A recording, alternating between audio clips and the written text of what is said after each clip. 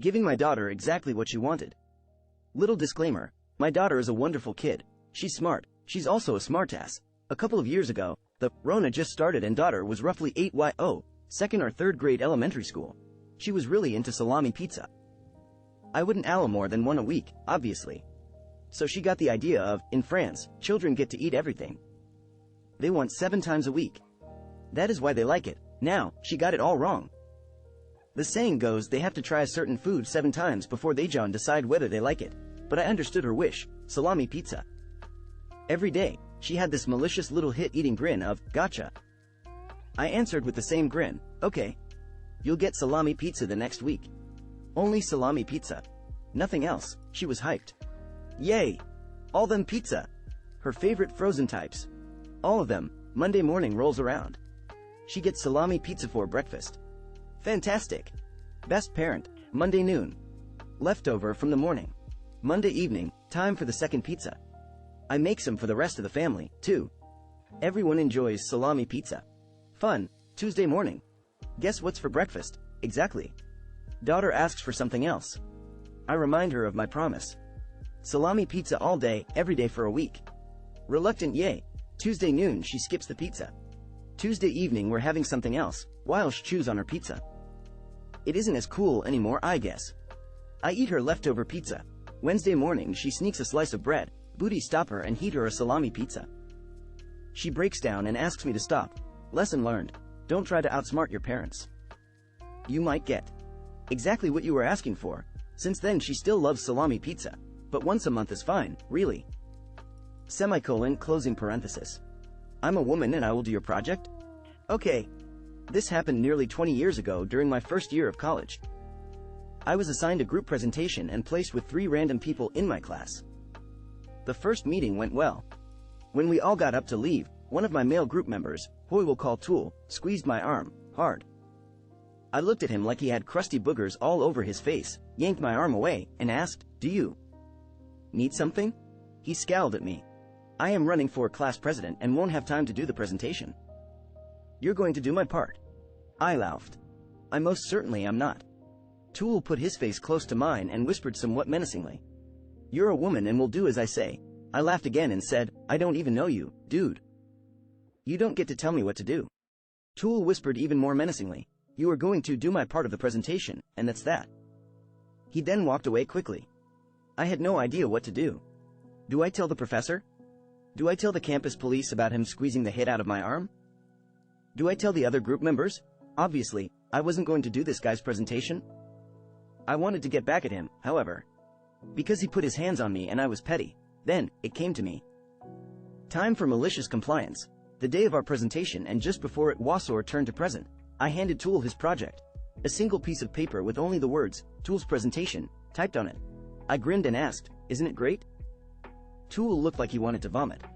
I then leaned in and whispered, "You are going to get a terrible grade, and that's that."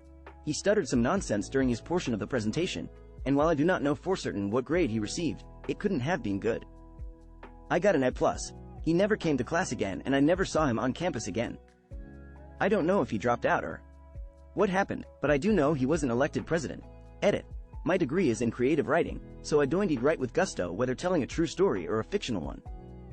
If you choose not to believe me, that's totally cool. What happened doesn't change because internet strangers question my integrity. To the person who said I should be grateful, the guy only grabbed my arm. "You need help. You only want men, okay?" I used to work for a temp agency. We specialized in labor and construction work, but really if I had noticed could recruit for any type of work. We had customers that often needed workers with different skills and tickets. And some customers were just downright misogynistic. One customer called later in the morning and said they needed 2 workers and would only accept men. I explained that due to timing, I didn't have many workers available at short notice, but I have 2 women available that are very seasoned and strong, with great work ethic. He declined. So I sent him other 2 men I had in the office who were 2 of the laziest workers I had, hence why they were not already dispatched. The customer called me at the end of the day and said he needed 2 workers again tomorrow, but not those 2 as they were horrible. I again offered the ladies and said how they had been praised for past work. He begrudgingly agreed. The next day he called and said how they were some of the best workers he had ever had. They ended up working for him for 3 months and he eventually hired them. Bizarre safety procedures at work cause a hilarious Cobra effect. TLDR at the bottom. I'm a senior electrical engineer in the industrial sector. I started work at a huge firm a few weeks ago, and right off my superior detailed what WAS expected of me every quarter. Among the requirements were one safety violation report a month. I thought, okay, I could keep myself from mucking up more than once a month. This is a large factory with everything from spinning grinders to steaming corrosives. Obviously OSHA is a big issue here, but this isn't my first rodeo, so to speak. I generally know what I'm doing. So my first month goes by and I keep everything nice and safe. End of month one-on-one rolls around. Boss makes it clear, to my surprise, that the requirement is for me to file at least one safety violation a month. Obviously, I inquired how one could go about controlling safety violations, as they are inherently accidents, and if I had any way to influence their appearance I would prevent them in the first place, but he just said I need to keep my eyes open, the violations will appear. Fine, I kept my eyes open, but honestly everything seems perfectly in order. Everyone else in my department were ticking off safety violations one after another, and I was nearing the end of month 2 with nothing. I would go on walks looking for safety infringements instead of working. Something seemed off, so I looked into the safety violations report Excel and I was just stupefied. This was a list of the most unbelievably inane infractions I've ever set my eyes upon. It'll give you some examples. Infraction: cabinet door was left open in room. Someone could hit their head. Immediate mitigation: cabinet door closed. Future mitigation: add magnets to cabinet doors. There were countless other esoteric reports. Licky unexplained puddle next to electrical cabinet, or stack of cables on floor. I couldn't believe it. These well-educated grown men and women just writing nonsensical safety violations on absolutely anything. I tried approaching one of the guys about it, but he just said to keep my eyes open, the violations will appear. They keep repeating it like it's a mantra, then change the subject.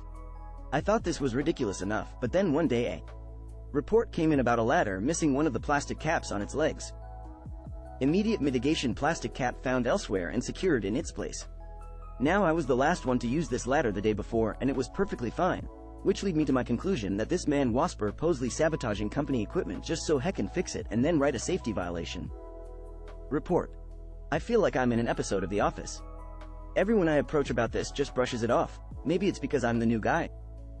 Anyway, I couldn't show up to my second monthly evaluations and safety report, so I went to a random grounding cable, slightly unfastened the bolt, took a picture, and then fastened it back in place. I wrote a report about it and the OSHA guy commended me in person about my vigilance. Is this a department-wide grift? Are the managers unaware of this farce, or are they playing along? Usually this would be a huge red flag, but everyone is otherwise really nice and the pay is great. Anyway, ideas as to what I should sabotage next month are welcome. TLDR, company department requires we file a minimum of one safety violation a month. I suspect workers are re-sabotaging equipment and facilities just to meet the quota. My son is a master at this, and I never knew what to call it. I constantly feel like Senor Chang with "I'll allow it," because my kid is the king of finding a loophole and technically following the direction. While it is often a challenge for me, a lifelong anxious people pleaser, I am in awe of his logic and reasoning skills and am always impressed. He inspires me. I read all the parenting books and took all the classes before my son was placed with me through foster care. The gentle parenting book said, don't tell your toddler no. Rather, tell them what you would like them to do. Instead of, don't touch that, say, hands off, please. So, at Christmas, we had the Christmas tree out, and 2-year-old son tries batting at the ornaments. He wants to grab and throw them. I do what the book said, and say, hands off the tree please. He takes just a moment to think, before he karate kicks an ornament. His chubby little hands never touched it. When we were potty training, he had a special bear chair that I could easily clean if he had an accident while sitting in it. I told him he could sit in the bear chair while we watched a show, and he'd sit next to him on the floor. He wanted to sit on the couch. I reminded him that he could sit on the bear chair, just in case he had an accident. Couch. He insisted. Bottom on the bear chair please, I reminded. He grabbed the bear chair and dragged it onto the couch and plopped down on it. He is 6 now and does occupational therapy through school. He was asked by his OT to draw a specific thing. He purposefully drew it dramatically big and sloppy, going off the page, scribbled, and made his drawing unrecognizable. He was asked to redo it, this time smaller and more in control. So, he turned the paper over, and made his drawing so small that it could hardly be seen. Joke's on him though, he was really working those fine motor skills. These are off the top of my head. He's really good at getting creative with interpreting rules, haha.